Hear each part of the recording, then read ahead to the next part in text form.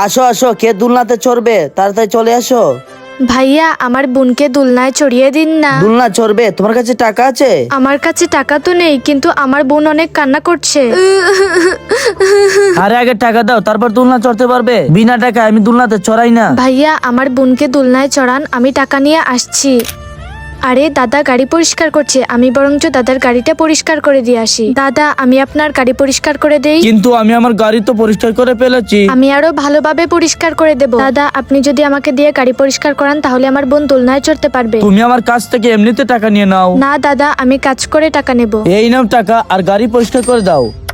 গাড়িটা ভালোভাবে পরিষ্কার করে তাড়াতাড়ি টাকা নিয়ে যেতে হবে। ভাইয়া এই নিন আপনার টাকা। আমি কি এখন দোলনায় চড়তে পারি? ঠিক আছে, এখন তুমি উঠতে পারো। যাদের ছোট বোন আছে তারা কমেন্ট বক্সে বোনের সুন্দর নামটা লিখে যান, আর যাদের ছোট বোন নেই তারা কমেন্ট বক্সে I don't have a younger sister লিখে যান।